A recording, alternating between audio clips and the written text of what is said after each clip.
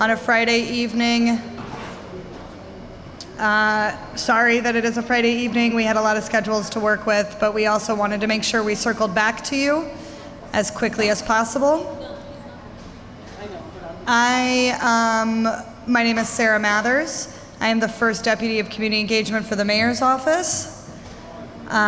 We are going to ask our panel to introduce themselves. And I'm going to start at the far end. I'm going to start with Dr. Ige.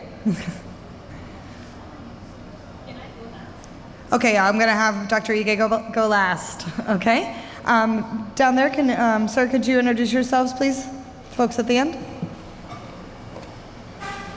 Hi, my name is George Malamis. I'm the Director of Operations for Sims in Pilsen.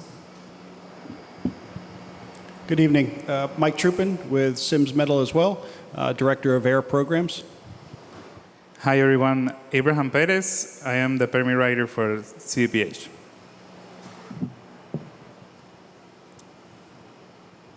And I am Dr. Simbo Ige. I'm the Commissioner for the Chicago Department of Public Health.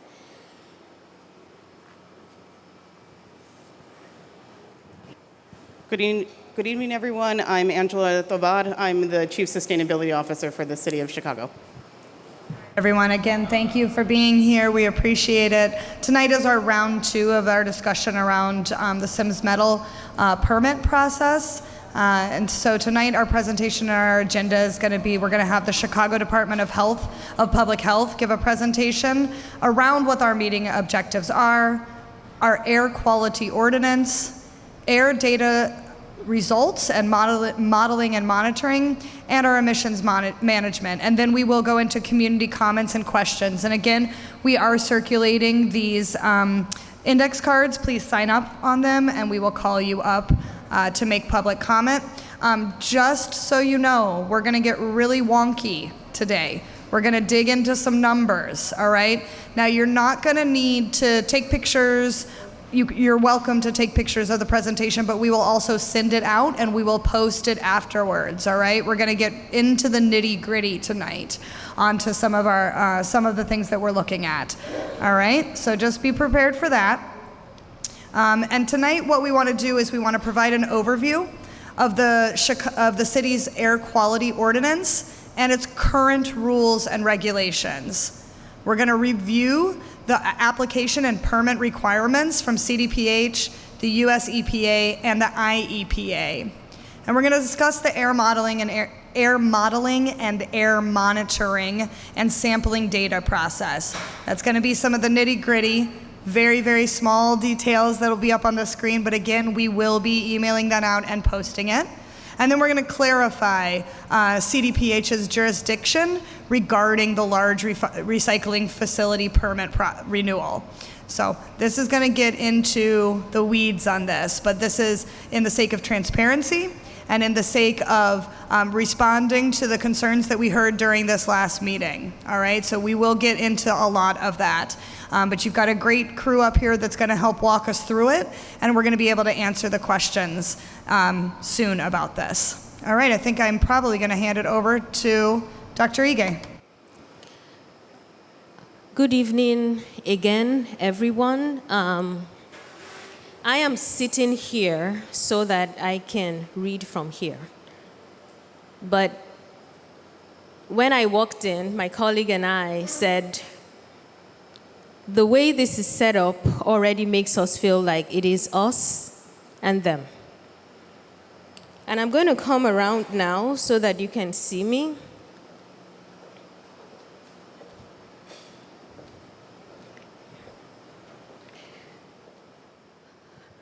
I have been a doctor for 25 years. I am a Chicagoan. I am a mother. I have 2 sons.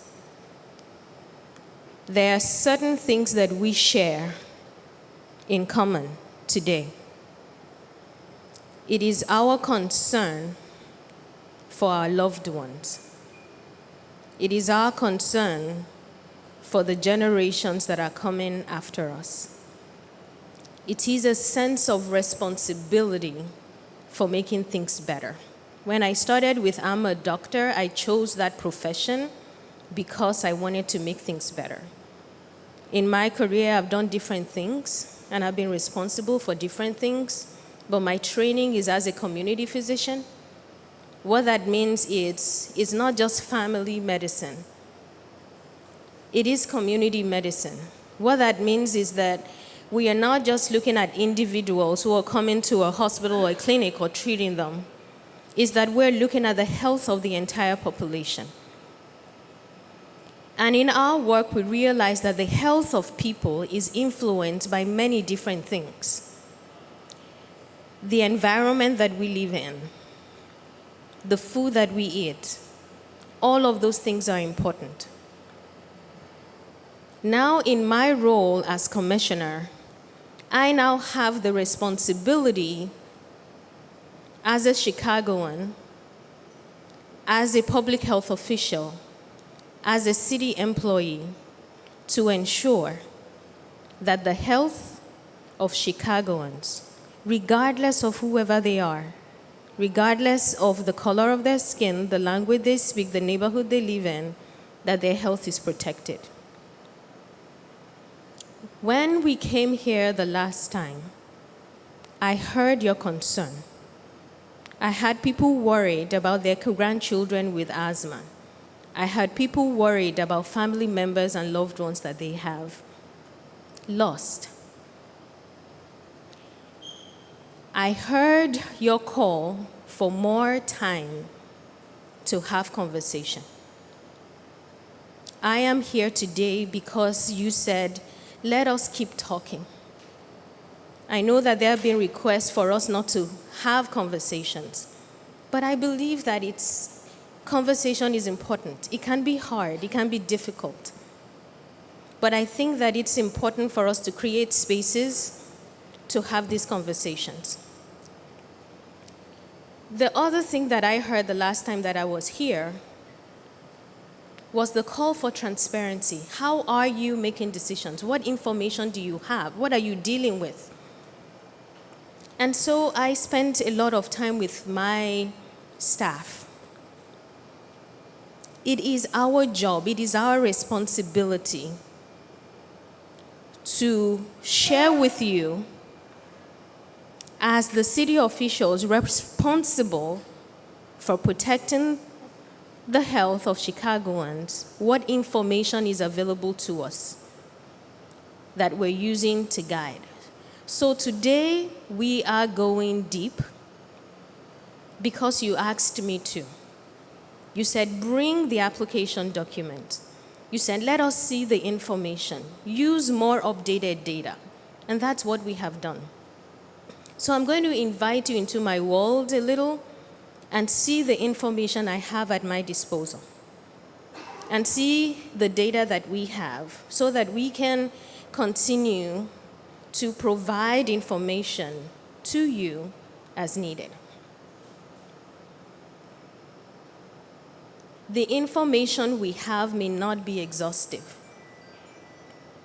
It may not address every question.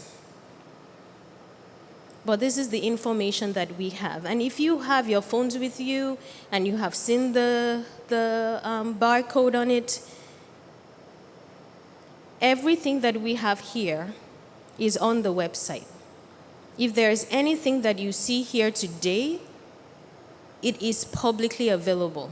It was made publicly available before today.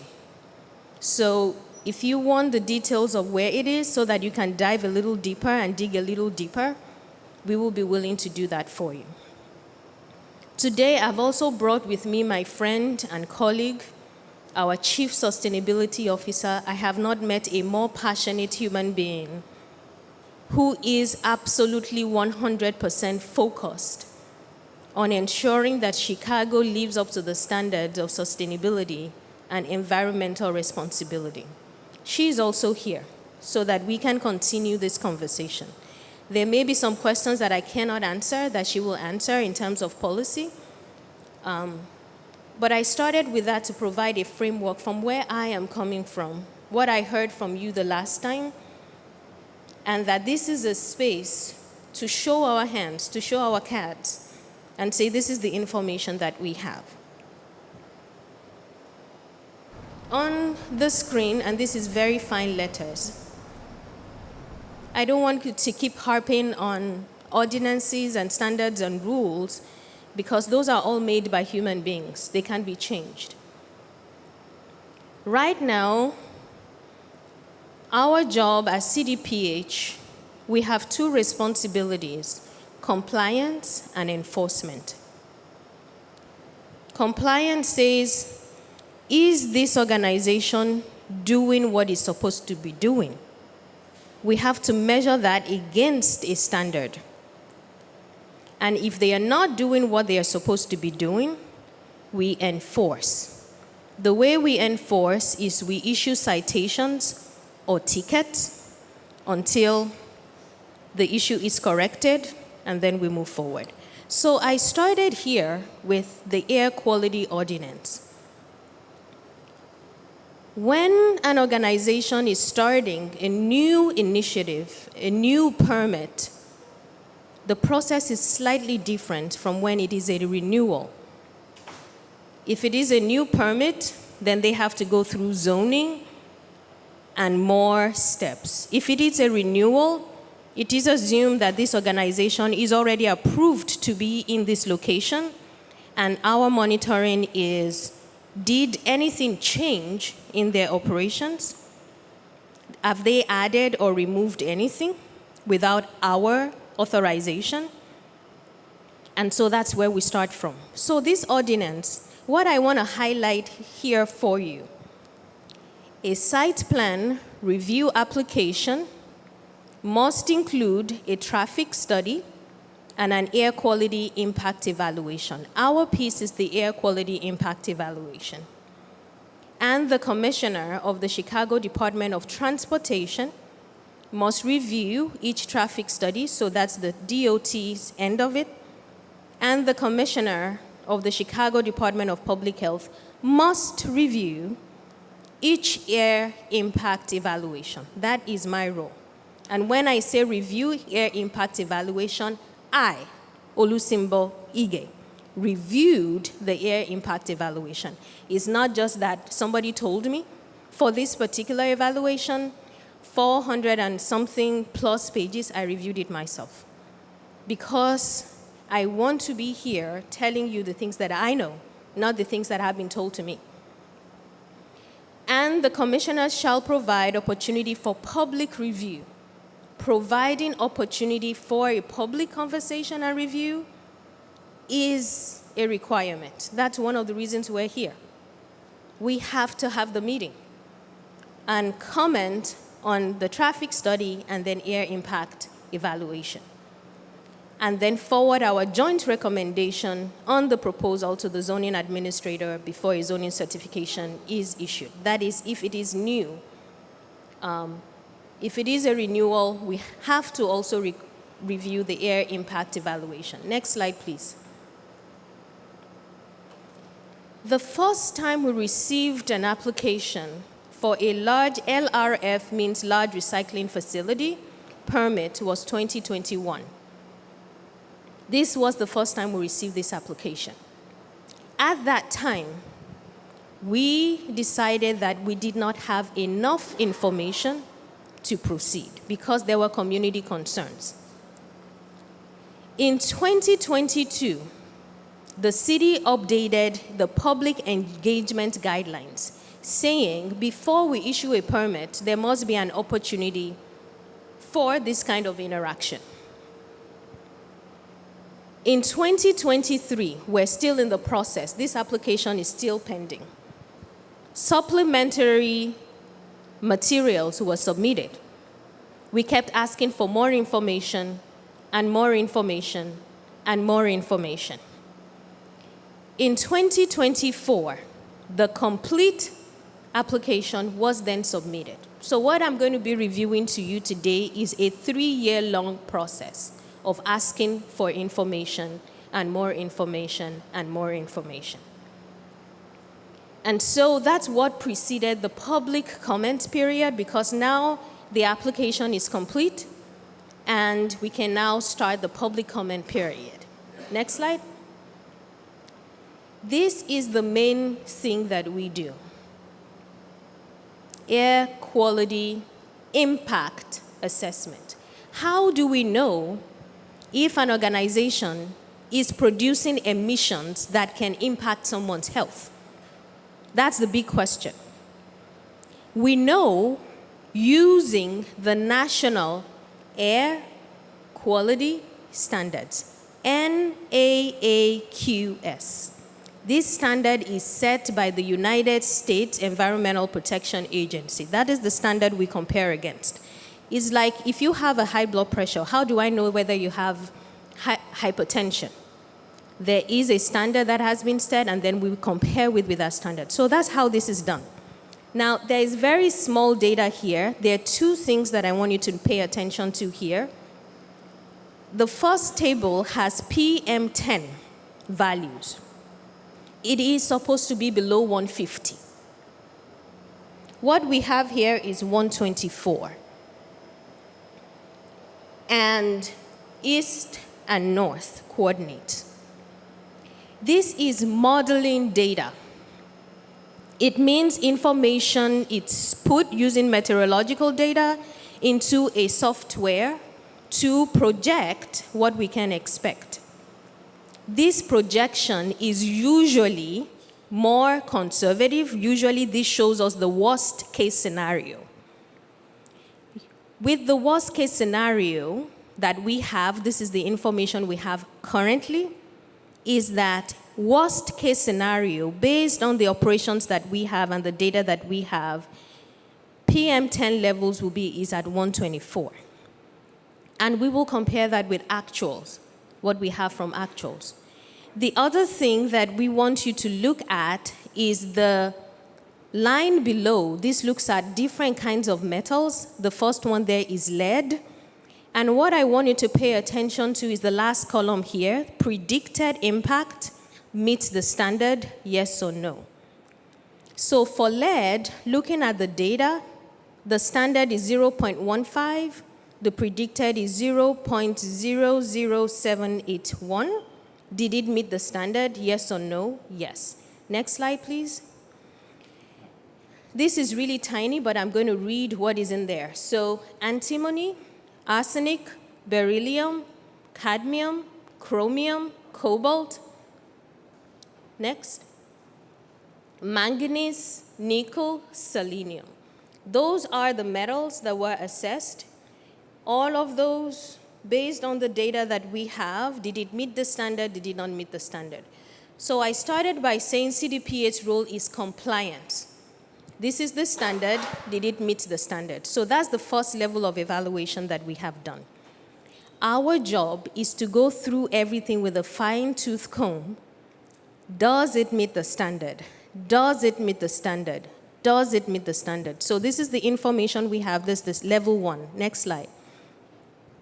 Now, this is actual. Remember that the application started in 2021. There have been other things that have happened in between then. There was a lawsuit that was filed.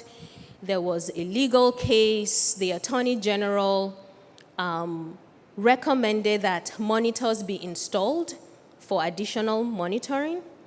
US EPA also was part of reviewing this organization and assessing. So you see the locations here. This is where air monitors are installed around SIMS. This is where actual data. So the first thing I showed you is projection. This is where actual data was being collected over the last year. This data is monitored. It is present on the website. It is scrutinized by US EPA as well as CDPH. Next slide, please. So these are all the different sites across where air sampling is happening, where there are air monitors. Now, the Attorney General asked for additional air monitors to be installed. So that will be installed, and there will even be more monitoring than before. So these are the layers that we have been putting in place: information and more information and more information. Now, this is the air monitoring results from US EPA by date with timestamp and the different quantities from the east, from the west, from the southeast, from the southwest.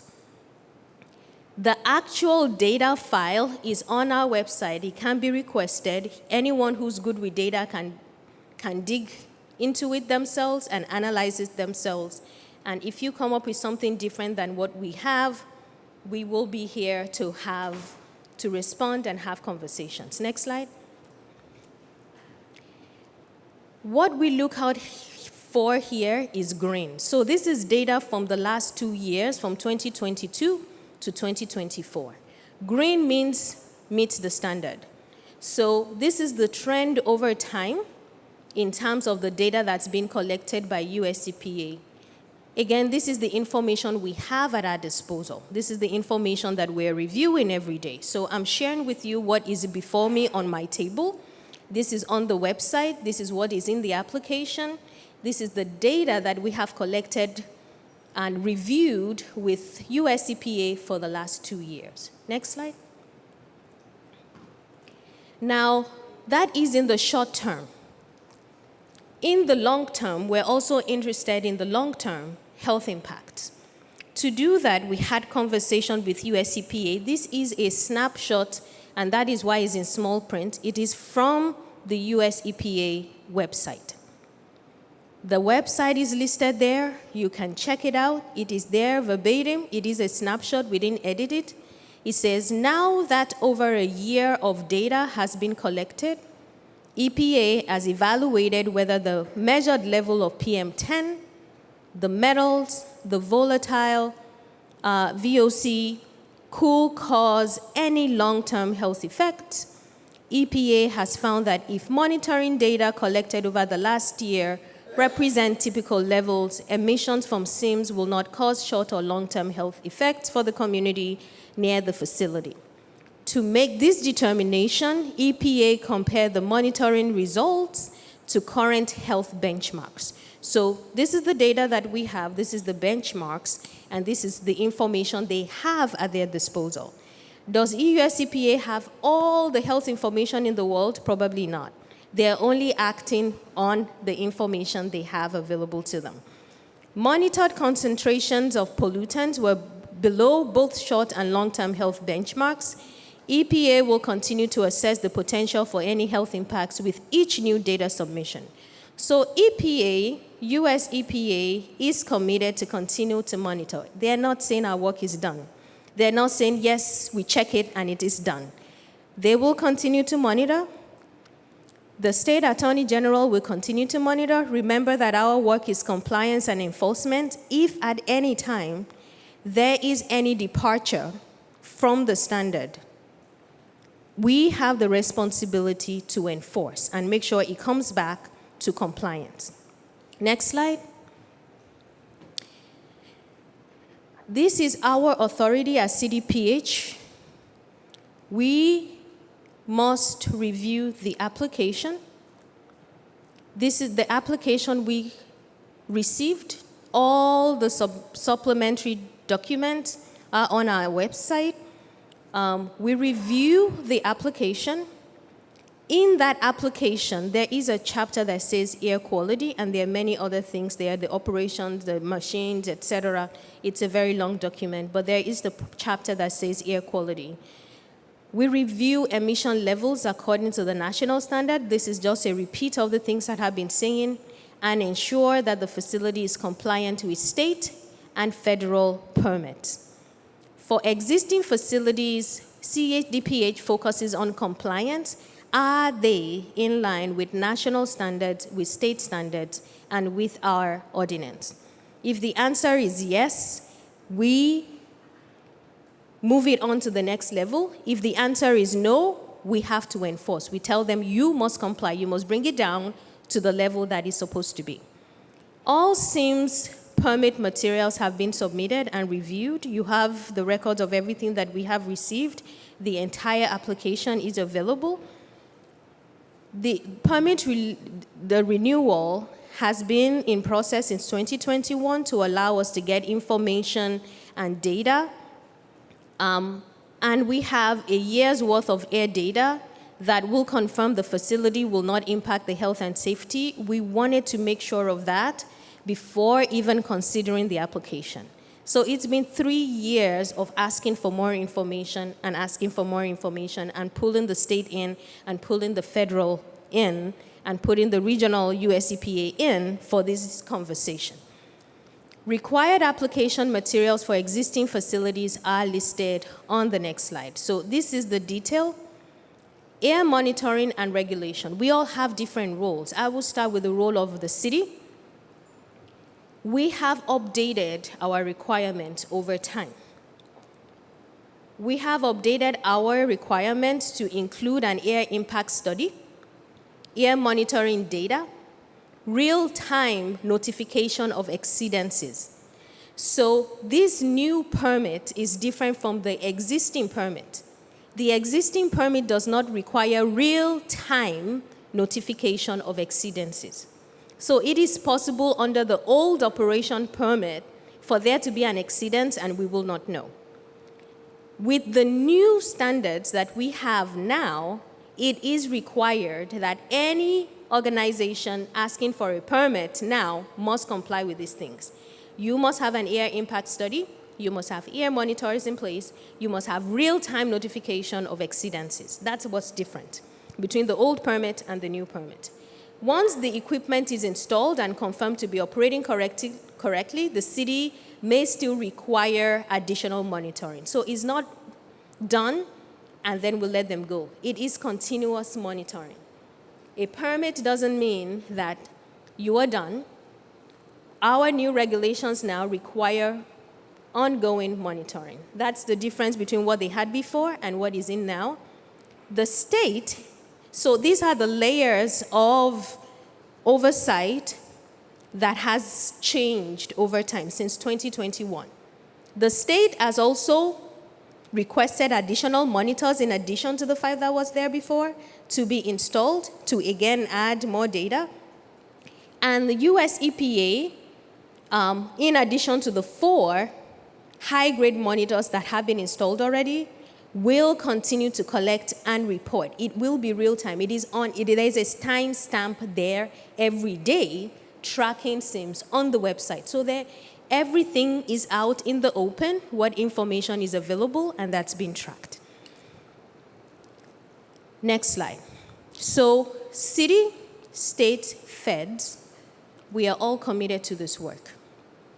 This is the information we have at our disposal now. There were a few things you requested the last time that we have updated. You asked for more recent data than the 2012-2016 meteorological data that was used before. The new data shows that the emission levels is 65% lower than what we were using before. So that was even worse than what we have now. But you requested that we updated it. We have updated it. So I will stop there. Again, the intention today is to respond to what we want: transparency. We want to see the data that you're seeing. We want to see the application that you're seeing. This is what we have to date from historical data over the last 2 years, from the modeling data that we have, and our commitment is solid, that all controls will be in place, that the new permit regulations, which are stricter than before, will be enforced, and that the US EPA and the state will continue to join us in overseeing what is happening there. And I will stop there.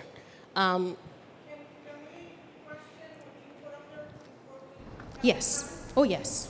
Okay, you talked about, so can everybody hear me? That one will come turn on.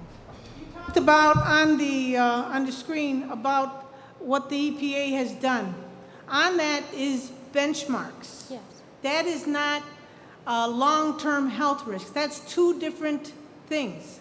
In your letter to the EPA, you're asking for the health risk. That is, again, what's up there is benchmarks.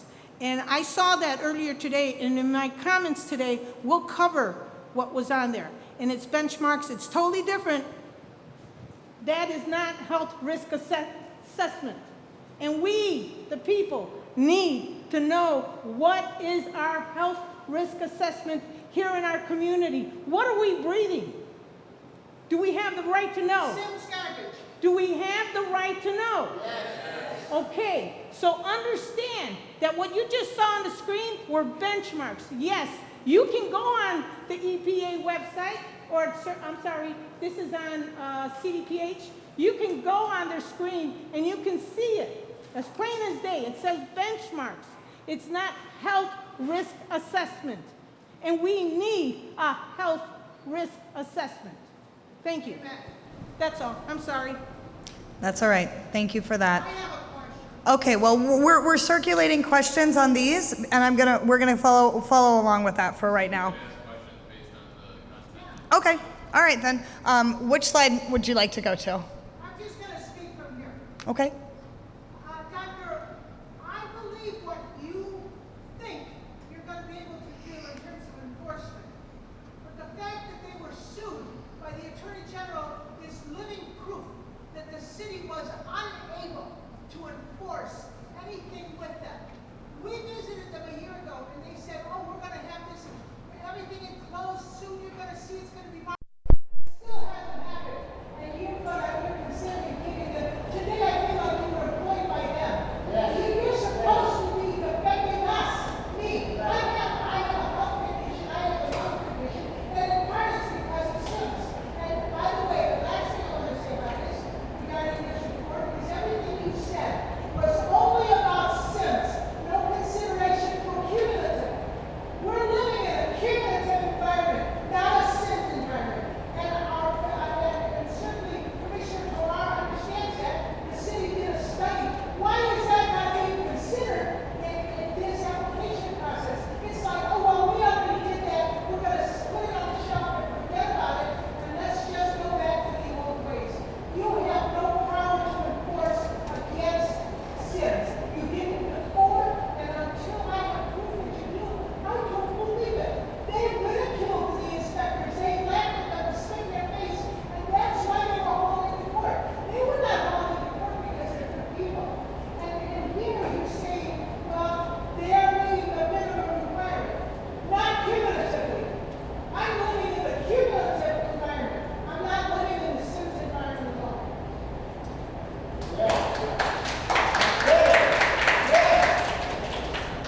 Excuse me, Doctor, one question I have is, I don't know what capacity level they're operating at that this information was measured by. Maybe they're operating at a very low capacity level and are just barely making it under the level. There was no indication of what capacity levels they're operating at. Hold on. We want to make some responses, and I would like to go with the people that have signed up. Did you sign up to make a comment? Okay, great. Then I'm going to call people up in a moment, but I'm going to let people make their responses. I will start with health risk assessment. Is the health risk assessment going to be a condition for issuing a permit? It should be. Right now it is not. What we have right now, what we enforce is the ordinance that we have, which is using the national air quality standard. That is the measure of health impacts that we have at the moment. So if, let's say, I do a study, and I see PM10 in the air. The level of PM10 in the air that I see from that study will have to be measured against something to determine if it is a concern or not. So that's why I started with, these are the benchmarks. So when you say benchmarks, it is benchmarks that are used to determine if something will have a negative health impact or not. So when you measure something, you have to compare it with the standard to be able to determine if it is likely to have a health impact or not.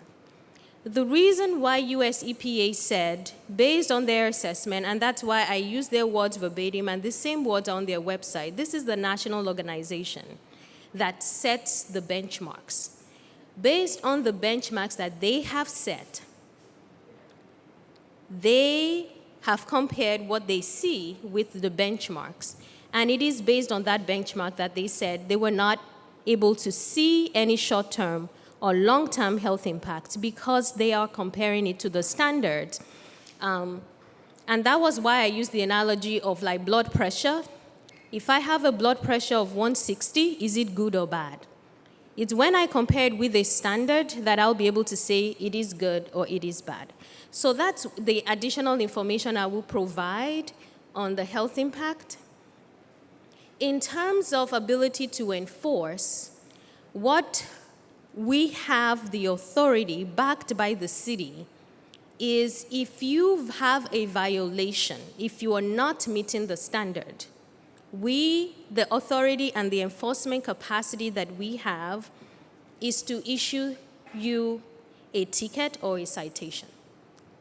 That ticket, and these are the things that I acknowledged at the beginning, that if we are going to ask for the city to change this, we hope that you, with this information that you have, can be a part of that process. You know that when we are trying to change an ordinance, there is a process for that. The process that we have today is not the process of that we're able to change the ordinance right now in this moment.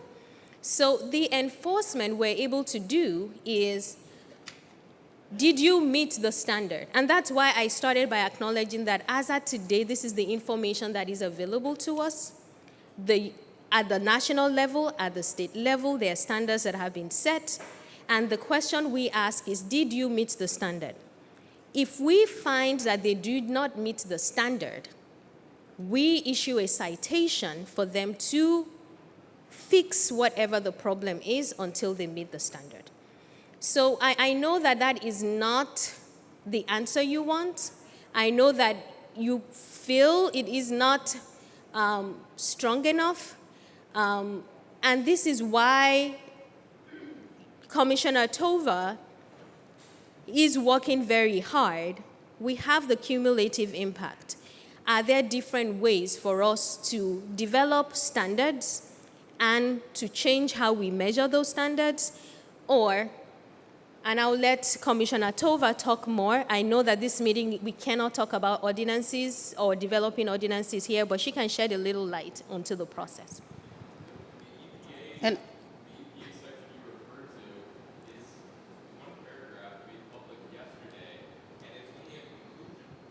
Right. You're a medical doctor. It's not based on analysis or data that's been publicly made available. If someone came to you, if you were seeing it, Can you script? someone said, we need to remove your liver, you say, can you explain why? And you say, no, that's it. You get the conclusion. You don't get data or analysis. Would you just say, okay, that's good enough? Yes, I can clarify that. If you will flip the slides to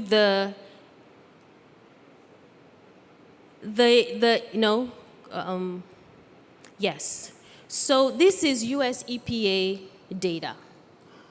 You can see it in real time by the moment. These are air monitors. It's automatic reporting. If you are able to interpret this, you will have what it means. But the reason we wanted US EPA to put out a public statement, we can look at this data and say timestamp by site what this data means. But we wanted them to be able, and I shared this information, I shared the email communication, again with those who asked for it, and to say this is on record what we have. We want you to interpret this data. You are the federal agency responsible for this. We use your standard.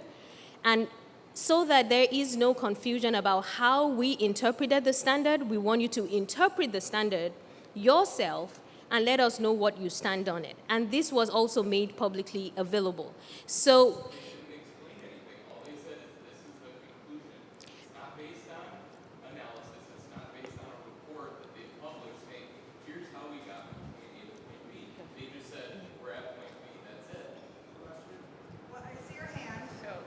But I'm going to go to Commissioner Tovar, and then I'm going to come to you, and then we're going to follow the process. And I will just say that's a valid point, Brian. I think this is feedback. You know, we asked for a lot of transparency as well with the EPA. Again, there are multiple agencies that are involved here. So one of the things that we did was go back to their website ourselves and to say, look, we have some recommendations of what people want to see. This is not a very clear narrative. We want to see some changes made, and we want for you all to provide more transparency too. So this is in response to us essentially asking for the same thing. So I'd be happy to lift up any more recommendations on other things that you want to see.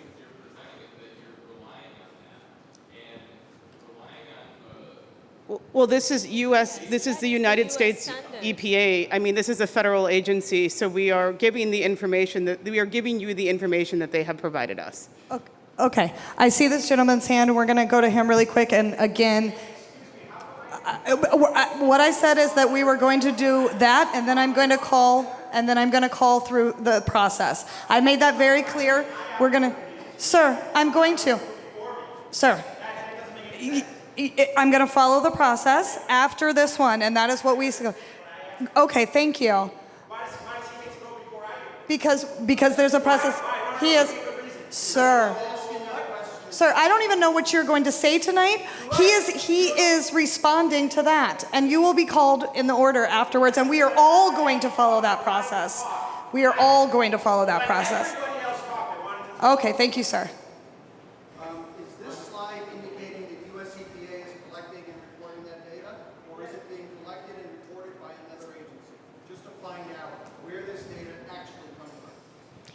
So this is data from the air monitors. The air monitors the air monitors were installed at the request of US EPA, and this is tracking what the air monitors is detecting. Who is operating and reporting the data on the air monitors? Operating it. SIMS. Okay. No. All right.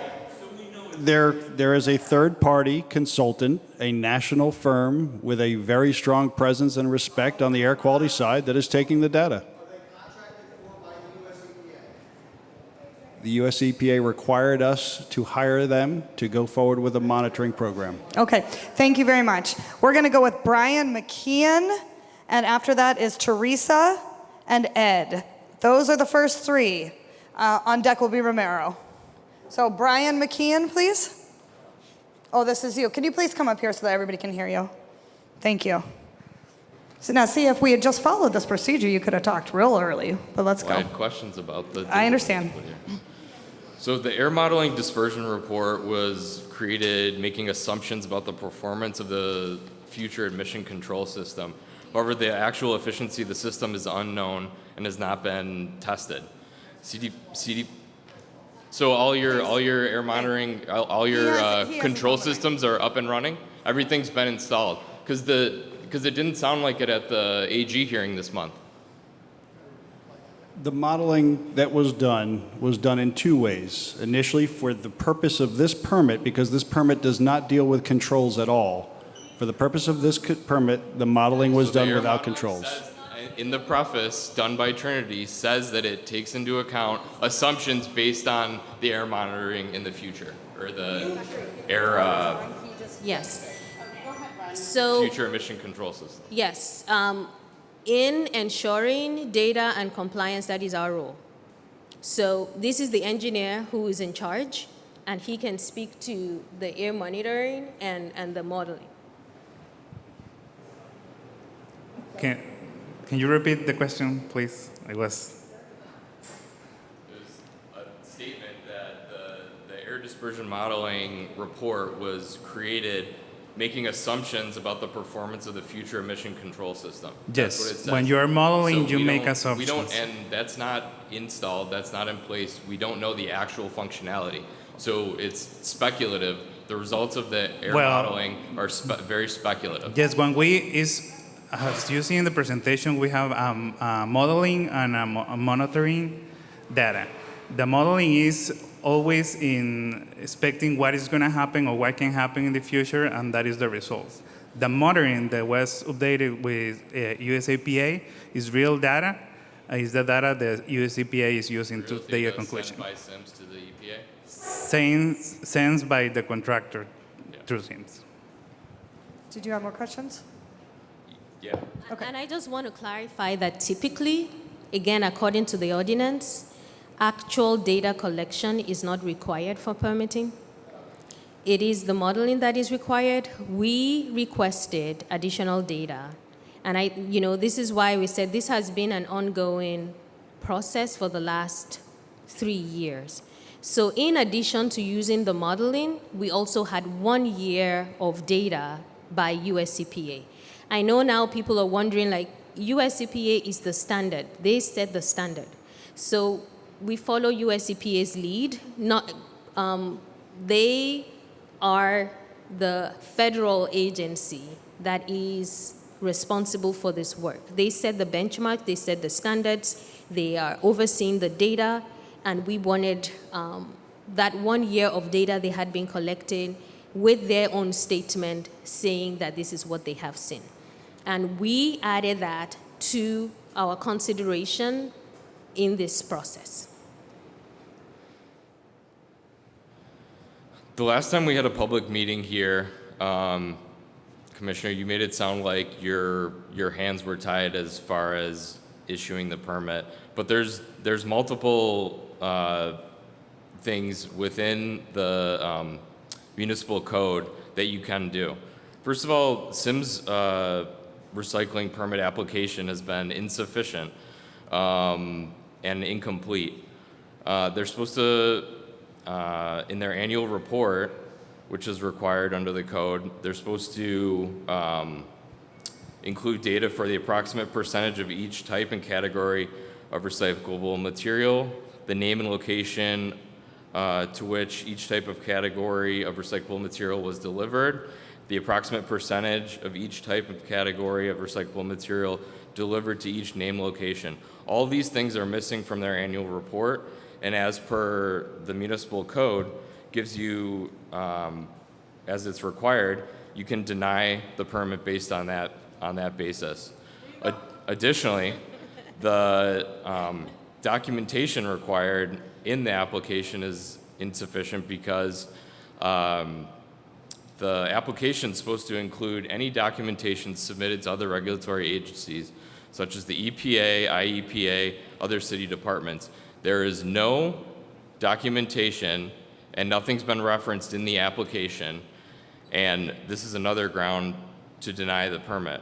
The permit is also deficient because required by Section 3.7 of the Large Recycling Facility Rules, they're supposed to provide copies of the most recent tax bill and check.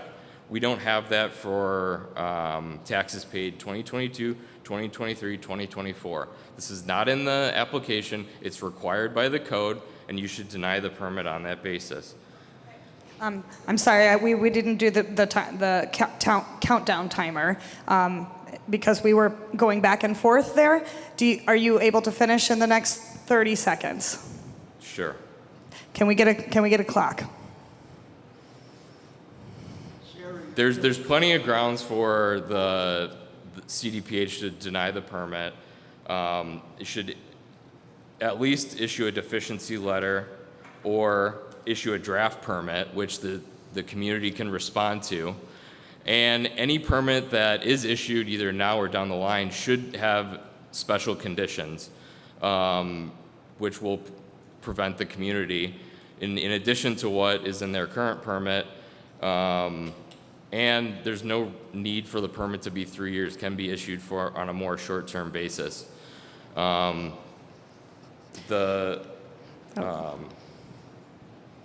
was a great ending. I'm sorry. The reason that I'm trying to do this is so that more people can have conversations. Well, watch and see, sir, because that's what we do every time. I have two questions. Briefly, do you intend to renew or keep going the hours of operation waiver that they currently have submitted? And what is Thank you. There are a lot of questions. The application and the details, we will have loved to go through it one by one, but all public comments we will respond to and detail. So when you say deny the permit, I can tell you how many lawsuits we have right now. Denying a permit requires us being able to substantiate that there is a violation. So we will look at all your recommendation. If we're able to substantiate that there is a violation, we will issue a letter of deficiency and allow for those deficiencies to be corrected. To the best of my knowledge right now, we do not have data on deficiencies, but again, this is a continuous process. We have been collecting data for 3 years. We'll continue to refine, and some of your recommendations on how we can improve the system going forward, we are taking note of it. We started acknowledging that there is more work to be done. We didn't have air monitors before. Now we have air monitors. It wasn't part of a requirement for permitting before. We didn't have real-time notification before. Now that is a thing. We didn't have a requirement for community engagement before. Now we have that. So this is the kind of feedback that has continued to improve how we work. And those recommendations, we have our Chief Sustainability Officer here from the Mayor's Office. They are the policy lead. They are the ones who can take recommendations and see how those can move forward, going forward. So we take all of those details, go again line by line. If there is a deficiency, we will issue the deficiency and a deficiency letter. To the best of my knowledge, we have not found a deficiency yet. If we do, we will issue the letter and we will enforce it as legally required. And there are opportunities for us to continue to tweak the rules and regulations and how we operate in the city of Chicago. We didn't have a cumulative impact assessment before. Now we do.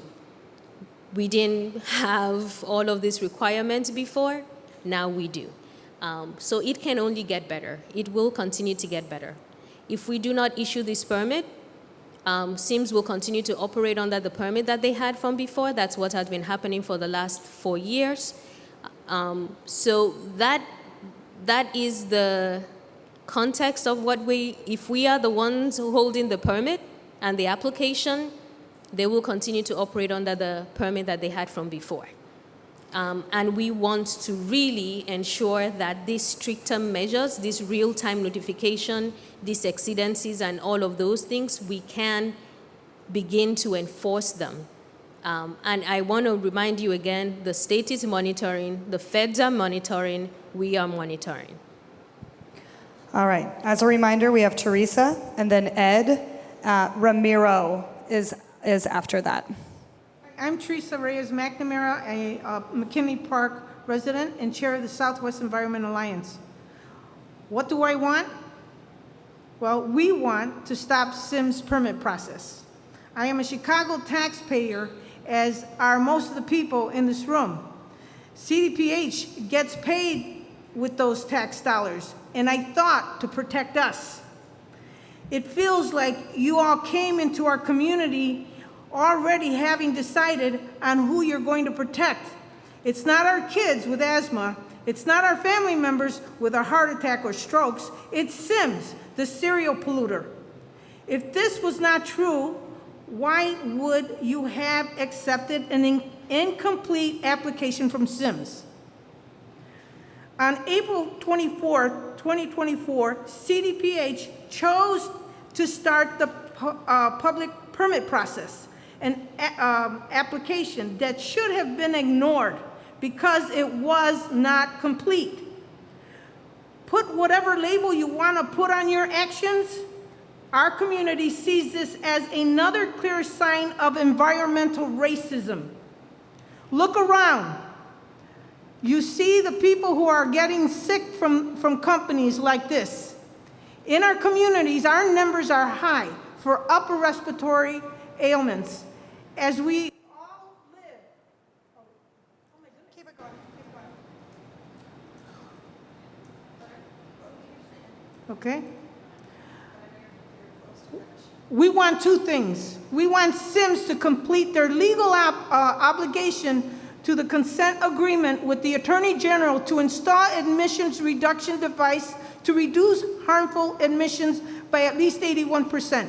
And then we want it proven that it does work as intended. We need a detailed health risk assessment on our adults and children. What is posted that I saw today a few hours ago before this meeting only speaks of benchmarks. Before SIMS LRF permit is even considered, both things need to be accomplished. Bottom line, our need for clean air, healthy air is just ignored again and again. Shame on you, CDPH, if you don't follow through. All right, thank you. Ed, do you need help? How about I bring it to you? Here you go. How about that? Please try to keep it for the time. I forgot, I have all these petitions that I need to give to you, and people that signed the petition. All right, that's it. From my perspective, why are we here today? We're here to hold the powers that be accountable, finally. As the Illinois Attorney General pointed out almost 3 years ago in his October 22nd, 2021 consent agreement with SIMS Metal, in which SIMS agreed to reduce harmful emissions in Pilsen air by at least 81%. Note, this hasn't happened yet, 3 years later. Probably never will.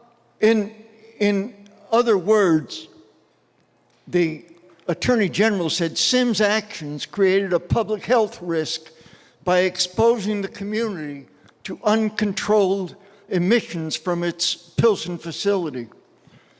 We have seen the damage these actions can cause in environmental justice community. I think I'm a benefit of that. There is, of course, no way of knowing the full extent of the harmful emissions SIMS has over the years discharged into Pilsen air and into the lungs of our children, our neighbors, and ourselves. It took serious legal action, not by the city, but by the Illinois Attorney General in court to get SIMS to even take responsibility for its history of violations. The question today is, how can CDPH be blind to this and opt to ignore any mention of the Attorney General's consent agreement to reduce harmful emissions in their permit process? CDPH appears to be favoring this polluter over our community of regular Chicago residents. In summary, we only want what every community needs: clean, healthy air. I do have one question.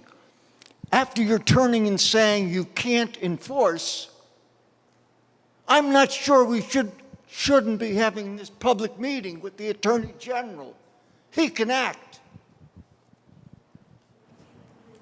All right, thank you. Ramiro Hernandez.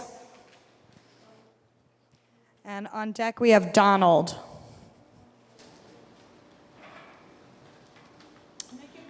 Good evening. My name is Ramiro Hernandez with Chicagoland Chamber of Commerce. I would like to thank CDPH for holding this public hearing concerning the large recycling facility permit for SIMS. The Chamber is proud to represent a diverse group of corporate members, small businesses, not-for-profits, and civic partners in the city of Chicago. As the leading business organization in the region, our goal is to support a pro-growth business climate and sustainable and equitable economic development projects in the city and the region. A vital member of the Pilsen community for over 30 years, Sims's operation have created positive economic opportunities for the over 100 workers they employ on the southwest side, many of whom are local residents and union workers. Outside of Sims's workforce, the metal recycling services they provide are utilized by local scrap collectors that generate income, while also helping to collect and use metal products. Sims is a community partner that believes in investing in the local community and being a responsible neighbor. The work that Sims has undertaken to ensure that their local operations remain in Chicago and continue to operate safely and responsibly under local, state, and federal environmental standards cannot be understated. Since 2022, when the US EPA began to monitor air quality around Sims's Pilsen facility located on South Paulina, the data has demonstrated that Sims's operation have not contributed to any health effects, as we have heard today. Sims's commitment to remaining a safe and responsible community partner is not over. Sims is already committed to investing $25 million in modern emissions control technologies that will, once operational, reduce future emissions by 99%. Sims's metal Pilsen facility has received the approval of the Illinois EPA and the City of Chicago. They are not only in good standing with all city, state, and federal regulators, but in many cases are going above and beyond the minimum standards. Chicago needs quality neighborhood jobs for families to have opportunities, and this is exactly what Sims is helping create. Therefore, we strongly support Sims' application and urge the city's favorable consideration of their application. Thank you for your time. Thank you. Donald. I have a Donald and I have a Rose Gomez.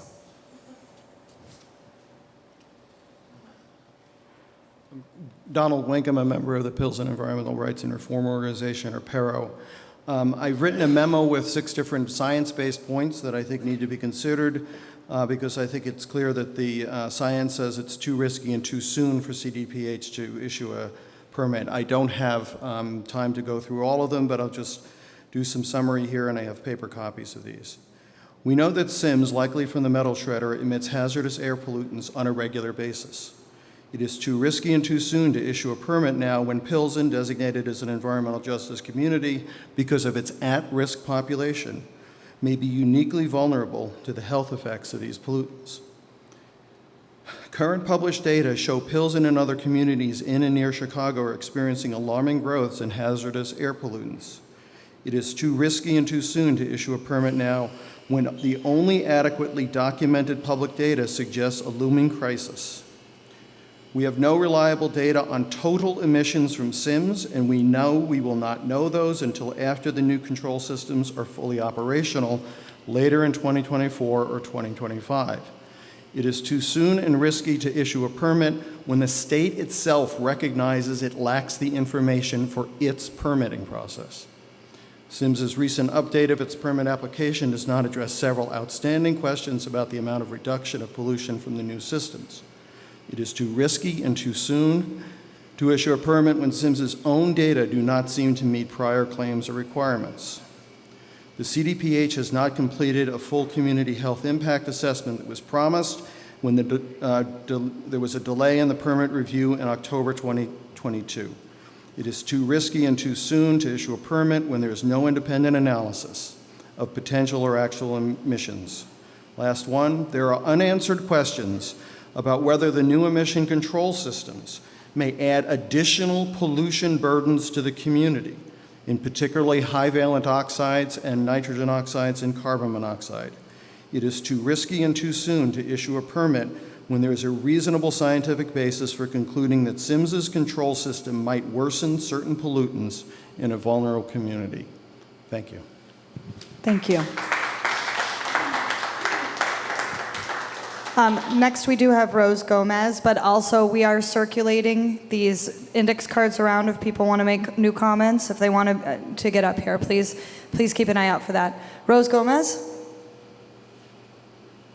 And after that, we'll have Sikali. I think I did better this time. Yeah. Okay. Oh, not that long. Yeah, hi, everyone. I wanted to point out what Don the scientist that was just before me stated that the data by the EPA for the monitors is from a company that is contracted by SIMS. Is that correct? And why would that be accepted where the contractor is paid by the company itself that is providing that data? That seems to be unacceptable to me. I just learned of that, what Don had mentioned. Can anybody answer that? Hold the clock, please, at 45. Okay, and Do you want an answer right now, or do you want to keep going with yours? Yes, I just want to be clear that this process is a request from USAPA and is approved for USAPA. We don't have any authority to change anything that USAPA is required and how SIMS are making the monitoring. So my understanding is there are approved contractors by USEPA for this kind of work. The organization can contract with the approved contractors by USEPA. Oh, no, I was asking to hold the clock, sorry. Yes. So the arrangement that USEPA has and ensuring that the data is reported to them and they are tracking it, we lean on USEPA for their assessment in this situation because they install the air monitors, etc. Now, the air monitors by the state, there will also be a list of approved contractors that do that kind of work that will report and monitor. So I am not aware that there is a different process right now that's been used for these air monitors for now. But that's also a feedback that we can take and say, are there other ways of doing this? Please continue with your question. You're going to have 45 seconds. Go ahead. okay, and the announcement by the US EPA that was recently posted, that's also alarming because they never did that for General Iron. Why would they do that for SIMS? Why would they go out of their way in order to post that information that there are no health impacts, either short or long term? Why are they going out of their way to make this announcement? They should have done it for General Iron, but they didn't, right? Thirdly, as has been stated, SIMS has been sued by the Attorney General, and we know that they have yet not complied yet after how many years, and where there is a will, there's a way. This compliance should have been done yesterday and before that. So the fact that it's still not compliant in order to meet that lawsuit, that is a slap in the face to the residents of Pilsen. Okay, thank you. Sikali? After Sikali, I have Pascal Gianni from Teamsters, and then Kent. Oh, just.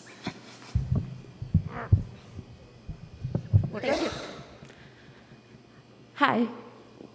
These are all questions for you that I will email you later, but I don't need an answer right now. I really want a thoughtful answer.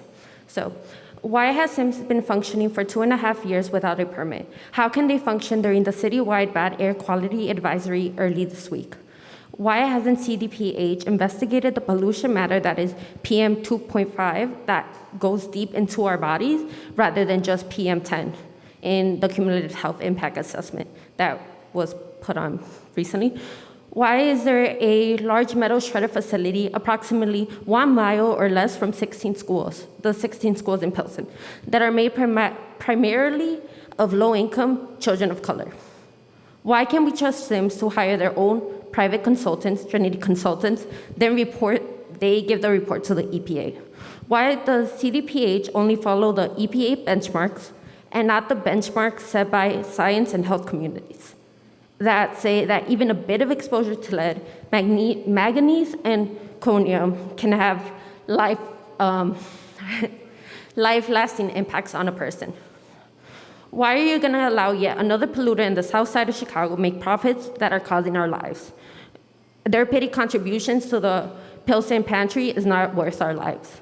Why hasn't Cook County or the EPA released a statement that the data collected from their monitors was reported inaccurately for November and December of 2023? How are we supposed to trust the City Department of Public Health is doing their job if they can't even tell the public what mistakes are made, mistakes that are ending our lives? People with respiratory and cardiovascular illnesses are vulnerable to all the pollution coming from the Pilsen Industrial Corridor. So if we let Sims continue operating without knowing how much impact they're having into our air, they shouldn't be functioning. They shouldn't be making money while we're sick and dying.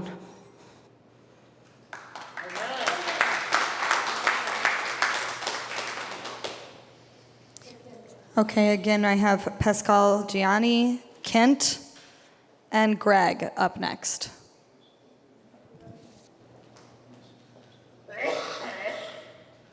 Good evening, Pasquale Director of Government Affairs for Teamsters Joint Council 25. We're an umbrella organization that represents over 100,000 hardworking men and women in the state of Illinois, including over 100 union members at Sims Metal, who I'm here to speak on behalf of today. This is a group of people and their families whose livelihoods depend on this very operation. Sims has been rooted in the community for many decades, has been a good union employer, and these union members have weighed in very, very strongly in support of the permit issuance through the written submissions. These are people who live in this community. These are people whose voices should be heard very, very loud and clear. These are people who, ultimately we have to ask ourselves the question, do we want to support good paying union jobs with benefits, or wake up in a world one day where good union employers are driven out of town and the only place to go and work in a community like Pilsen is at an Amazon warehouse making $16 an hour with no benefits? Ultimately, it's a decision that should weigh heavily on the minds of this body, and that's why I'm here to speak very strongly in support of the issuance of the permit for Sims Metal. Thank you. Thank you. I want Kent and Greg, and then the last card that I have is Mary, but we can also take some more questions. We'll have a little bit longer, but go ahead, Kent. Thank you. Evening, everybody. Question for you. So it talked about PM10, but not PM 2.5. Was that studied? It did address PM 2.5? So PM 2.5 is a lot smaller than getting your bloodstream, right? So why is that not being addressed? If I am right, the PM10 is just for combustion. PM10 is typically mechanical. So mechanical. It's a question. It's open-ended question, right? It's for this kind of materials that they're specific that we need to use the PM10. Particulate matter depends on the kind of industry. This is a metal recycling plant, and they deal with shredding the metal. So PM10 is what is used as a measure of what can get dispersed in the air. If, for instance, we are combustion processes, etc. What we will about look trucking? at trucking, etc. Then we can look at PM 2.5.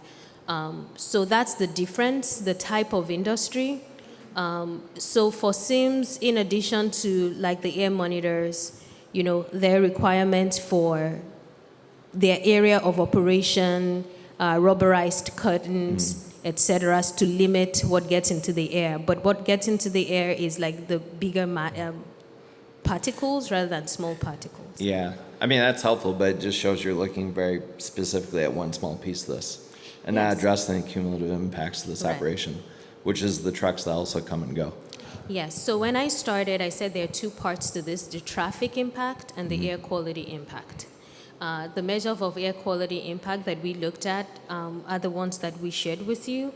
I also acknowledge that is this the universe of all of the information that we could potentially require? No. Is there room for improvement and continuing to refine the process? Yes. We started from where we were before, where we are now, and where there are opportunities for improvement. There are ordinances that are in process. We have an environmental justice working group that worked with us on developing a cumulative impact. They had all kinds of recommendation and policy recommendation. Those things will go through the process. Are there opportunities for us to improve our ordinances and our rules and regulation? Yes. I started by acknowledging all of those, but I also acknowledge that right now this is the information that is before us that we're using to determine are they meeting the standard, are they not meeting the standard. So those are their limitations. There's room for improvement. This is not the best that we can be. And we are collectively working on making the system better. When someone asked why is SIM still operating, until we make a decision about the issuance of the permit, they will continue to operate under the old permits that they had that didn't require. We did not require monitors before. Now we have monitors. We did not require all the studies before. Now we have them. So until a decision is made, they will continue to operate under their old permit with those regulations were not in place then. And so there is not a requirement until new regulations are in place, then those requirements can become enforced. So those are the limitations. Is the permit essentially open-ended then, the current permit, in perpetuity? Because they submitted an application for renewal to us, and we are the ones holding it until we make a decision. According to the ordinance, they're allowed to continue operating under their old permit until we make a decision. So we're trying to get all the information we need to be able to make a decision. And so we've been gathering all this information for the last 3 years and continuing to tweak. We are still in the process of public comment. At the end of the public comment period, after 30 days, we will look at everything that we have. If we determine that there is deficiency, we will issue a deficiency letter and give some time for those deficiencies to be corrected. If we determine that those deficiencies cannot be corrected or are not able to be corrected, we will withhold the permit until those deficiencies are corrected. So that's the limitations that we have right now while we continue to advocate and work with the legislative arm of the government on new standards and requirements. And when those standards and requirements are in place, we will then have the authority to enforce it. I see. All right. Thank you for your time. Thank you. All right, we're going to go with Greg Galuzzo, Mary, and then we did get another one, Jeffrey, and we are going to end it at that because we're coming up on time, but we will be able to stick around and talk about this afterwards. Again, everything will be posted onto several websites. I think that this panel has made themselves, the city members have made themselves very, very open to comments and to feedback, so we can continue this, not just in this public sphere. Go ahead, Greg. Okay. Right off the bat, I want to say you do not seem open to us. You seem like representatives of SIMS. And even the way you presented yourself after your introduction about being a mother and a citizen of Chicago, you did not state clearly what they were doing. You said in 2021, the Attorney General requested more monitoring. You didn't say he held them accountable. He found them in violation. If you were on our side, you would have put it that way. Instead, you put it in bureaucratese. You're just justifying, and we got another guy. He works for a company. If he comes out against Sims, he'll never be hired by another company. His hands are already dirty. You're not representing. Many speakers last week, the last time, said, are you taking into account cumulative impact? You didn't say a word about it in the first presentation you made. You said nothing. You didn't hear us. I am the father of, I've lived here 50 years. I'm the father of 4 daughters, the grandfather of 12 children. 8 of them live in this neighborhood. 1 is 7 years old, and neither you nor Angela has done nothing to assure me that you're working for us. 5 years she's heard us talk, and we cannot sense one victory in the whole process. Not one victory, and by victory I mean the numbers are going to go down. Every year, Angela, the numbers go up. Because every time something concrete happens, Pontius Pilate shows up.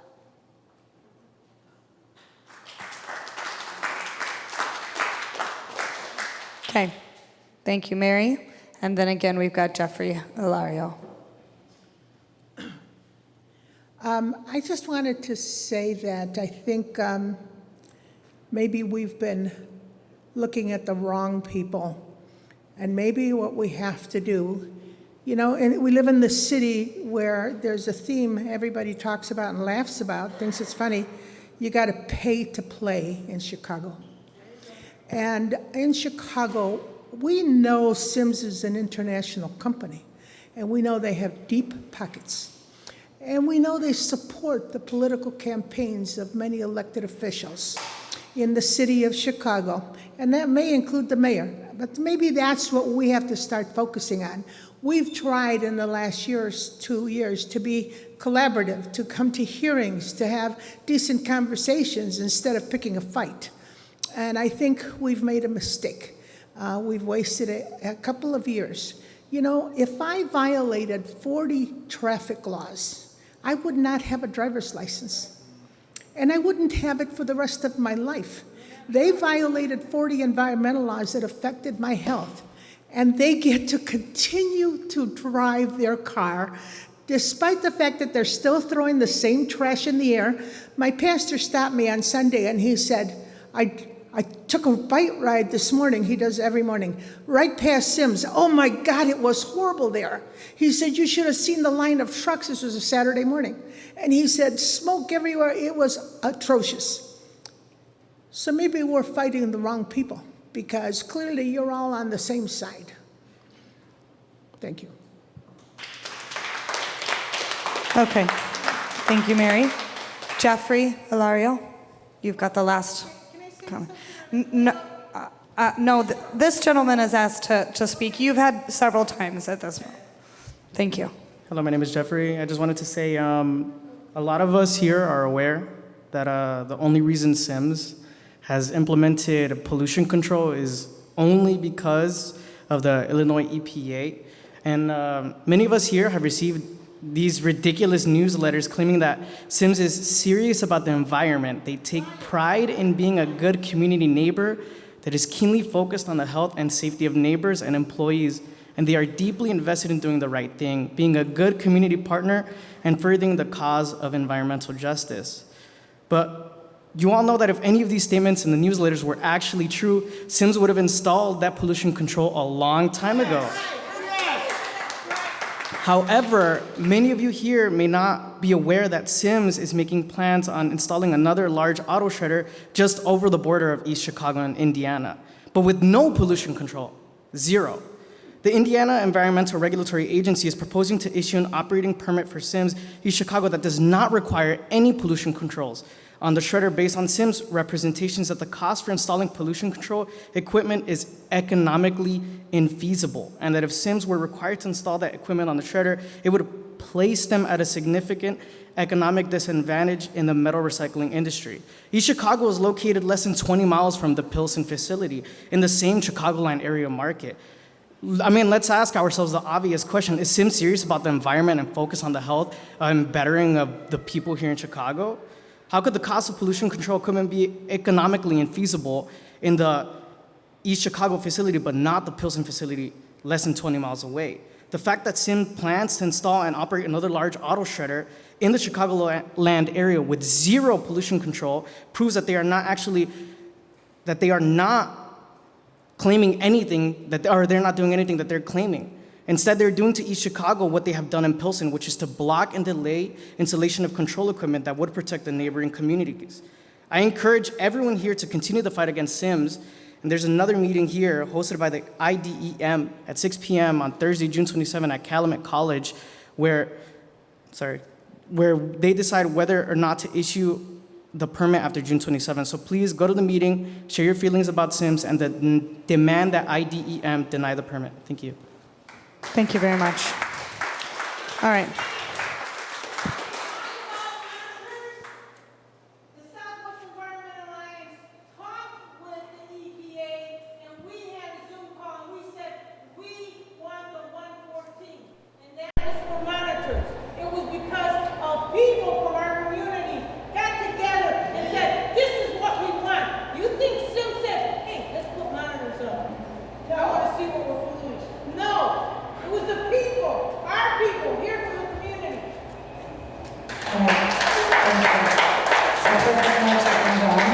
And it always is people that make the changes. So thank you.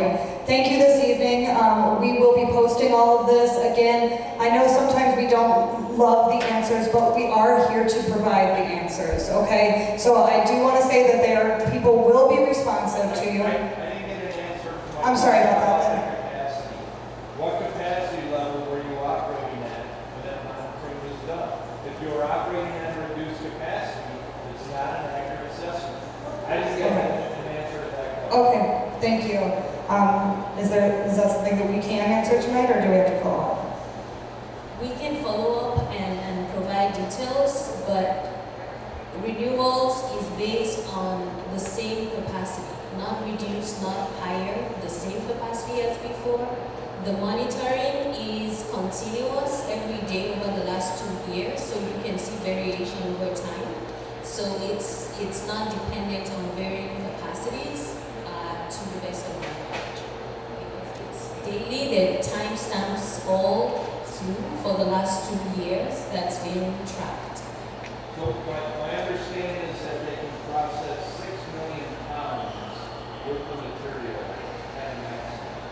So are we being told that monitoring that was reported was done at that 3,000 tons, 6 million pounds level? Monitoring is done throughout the day, all through the last 2 years. It tracks what's in the air. There are other measures to contain what is in the air. So I do not believe that it is dependent on capacity, or you've seen the variation over by day, over time. So I don't believe that it varies, because of the capacity. If their capacity is 3,000 tons per day, and to make the numbers look good, they've only been shredding, These are air monitors. These are air monitors. They're air monitors with timestamps for 2 years. Yeah. Daily. It shows different times of the day and different angles of the... No, we do not, but we can dig into that data a little bit more. I feel like there's a lot there, but also, we provide something and then You ask, we need more, and that's okay. We can continue to do that. I want to thank everybody again for coming out on a Friday evening. I want to thank the Alder. I'm sorry that I didn't say hello earlier. I really want to thank the panel that we have this evening, and I want to thank you guys for coming out on a Friday night. No matter what, we appreciate you. Go out, have a nice drink. It's a great neighborhood to enjoy. I know I'm going to. Thank you very much. Good night.